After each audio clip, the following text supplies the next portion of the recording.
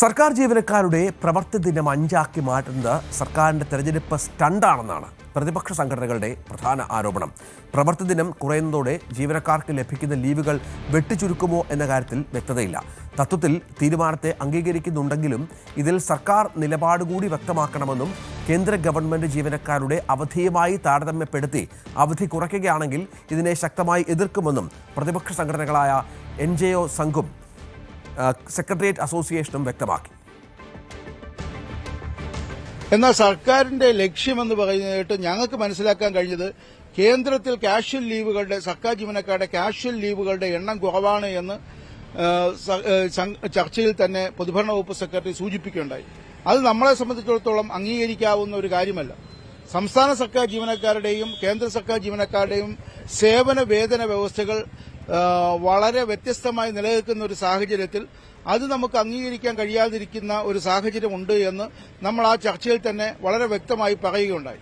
നമ്മളെ സംബന്ധിച്ചിടത്തോളം ജീവനക്കാരൻ രാവിലെ കുറച്ചുനേരം നേരത്തെ വന്ന് വൈകുന്നേരം ഇപ്പോൾ നിഷ്കർഷിച്ചിരിക്കുന്ന പ്രവൃത്തി സമയത്തിനേക്കാൾ അധികം ജോലി ചെയ്ത് ആ നഷ്ടം പരിഹരിക്കുക, പ്രവൃത്തി സമയത്തിൽ എന്തെങ്കിലും നഷ്ടമുണ്ട് എങ്കിൽ അത് പരിഹരിക്കുക എന്നുള്ളതാണ് നമ്മുടെ നിർദ്ദേശം. സർക്കാർ ഓഫീസുകൾ 6ാം പ്രവൃത്തി ദിനത്തിൽ പ്രവർത്തിക്കുമ്പോൾ ഉണ്ടാകാവുന്ന അധിക ചെലവുകൾ കുറേയുണ്ട്. അതായത് അത് വൈദ്യുതി ചാർജിലുണ്ടാകുന്ന ആ ഒരു ഉപഭോഗത്തിലുണ്ടാകുന്നത് കുറയ്ക്കാൻ കഴിയും, വെള്ളത്തിന്റെ ഉപഭോഗത്തിൽ കുറയ്ക്കാൻ കഴിയും. സർക്കാരിന്റെ ഓഫീസുകൾ പ്രവർത്തിക്കുന്നതിന്റെ ഭാഗമായി സംസ്ഥാനത്തെമ്പാടും പ്രവർത്തിക്കുന്ന ഓഫീസുകളുടെ അല്ലെങ്കിൽ ഉദ്യോഗസ്ഥരുടെ പ്രവർത്തനത്തിനായി സർക്കാർ വാഹനങ്ങൾ തലങ്ങും വിലങ്ങും ഓടുന്ന ഒരു അവസ്ഥയുണ്ട്. അപ്പോൾ ഒരു ദിവസത്തെ ആ ഒരു വാഹന ഉപയോഗം തന്നെ നിയന്ത്രിച്ചാൽ തന്നെയും വലിയൊരു ചെലവ്, ഭരണച്ചെലവിൽ ഒരു കുറവ് സർക്കാരിനുണ്ടാവും. അപ്പോൾ ഭരണച്ചെലവ് കുറയ്ക്കുക എന്നുള്ളതാണ് സർക്കാർ ഈ ആഗ്രഹിക്കുന്നത് എന്ന് നമുക്ക് മനസ്സിലായിട്ടുണ്ട്. അതിന് സർക്കാർ ജീവനക്കാരനെ കരുവാക്കിക്കൊണ്ട് നിങ്ങൾ 5 ദിവസത്തെ പ്രവൃത്തി ദിവസം എന്നുള്ള ഒരു ഇതിലേക്ക് കൊണ്ടുവരുന്നതിനോട് ഞങ്ങൾ യോജിക്കുന്നില്ല. അത് NGO സംഘ് ഈ തത്വത്തിൽ ഈ നിർദ്ദേശത്തെ സ്വാഗതം ചെയ്യുന്നുണ്ട്.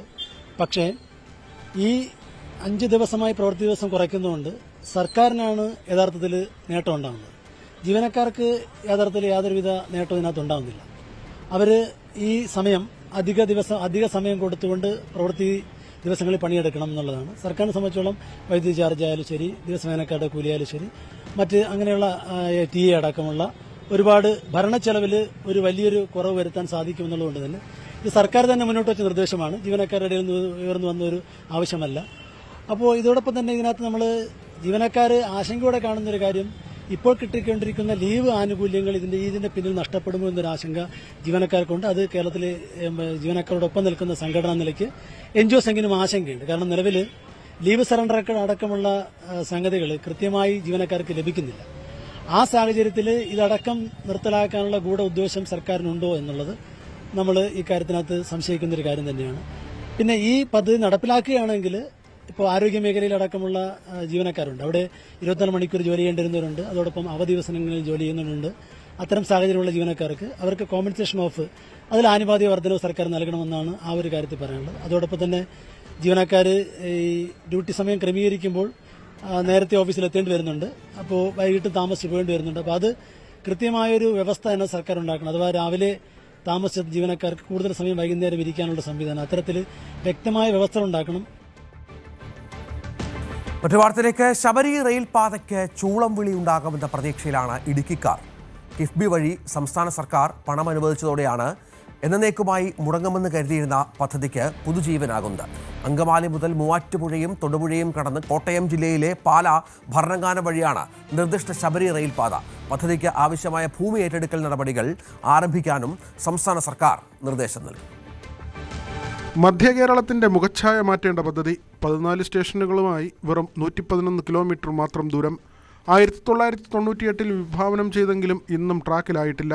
സംസ്ഥാന സർക്കാരും കേന്ദ്ര സർക്കാരും പങ്കാളികളായാണ് പദ്ധതി നടപ്പാക്കേണ്ടത്. പലതവണ മാറി വന്ന സർക്കാരുകൾ പണം വകയിരുത്തിയെങ്കിലും പദ്ധതി തുടങ്ങിയിടത്ത് തന്നെ സ്റ്റോപ്പിട്ട അവസ്ഥയിലാണ്. എറണാകുളം, ഇടുക്കി, കോട്ടയം ജില്ലകളിലായി 313 ഹെക്ടർ സ്ഥലമാണ് ഏറ്റെടുക്കേണ്ടി വരിക. 1300 കോടി രൂപയാണ് സ്ഥലമേറ്റെടുപ്പിനായി വേണ്ടിവരുന്നത്. കഴിഞ്ഞ ദിവസം ചേർന്ന സംസ്ഥാന മന്ത്രിസഭ കിഫ്ബി വഴി 1900 കോടി രൂപ പദ്ധതിക്കായി വകയിരുത്തി. നമ്മുടെ 97 മുതൽ റെയിൽവേയുടെ സ്ഥലമെടുപ്പ് സംബന്ധിച്ച് സർവേ നടന്നു. 20 വർഷക്കാലത്തിലേറെയായി. കൂടുതൽ വാർത്തകൾക്ക് news 18 Keralam YouTube channel subscribe ചെയ്യുക.